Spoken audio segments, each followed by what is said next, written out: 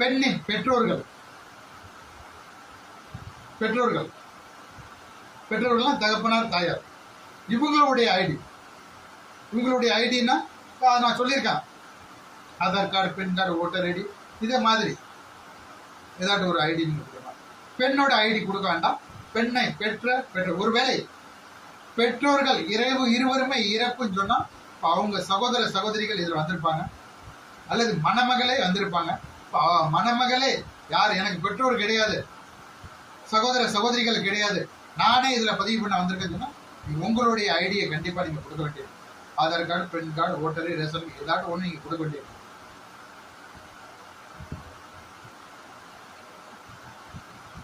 பகல் முழுவதும் வேலை பார்த்துட்டு அங்க நான் டெலிவரி வேலை பார்க்குறேன். டெலிவரினா நான் 4 மாடிடம் 3 மாடி கட்டிடம் ஏறி டெலிவரி கொடுத்துட்டு பார்சல் கொடுத்துட்டு சைன் வாங்குற வேலை தான் நம்ம ஒரு சில டெலிவரி நிறுவனம் பணம் வாங்க வேண்டிய வேலை இருக்கு.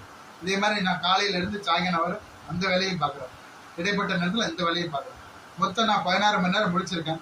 இதுக்கு சொல்லி 10 மணி நேரம் 6 மணி நேரம் வெளியிலேயே நான் வேலை பார்க்குறேன். என்னுடைய சொந்த எனக்கு சொல்லி வருமானம் வேணும். 6 மணி நேரம் வேலைன்னா அங்கே எங்கே வண்டி ஓட்டி 2 வீலர் ஓட்டி மேலே 3 மாடி 2 மாடி 4 மாடி ஏறி இறங்கி எல்லா பில்டிங்லையும் லிஃப்ட் இருக்காது.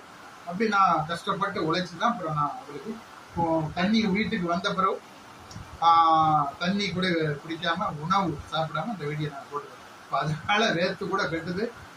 அந்த பசியின் காரணமாக நான் தண்ணியை அந்த 1 லிட்டர் தண்ணியில் நான் எப்படியும் 600 கிராம் நான் பிடிச்சிருவேன். இந்த 400 கிராம் இந்த வீடியோ முடியறதுனால நான் பிடிச்சிருவேன்.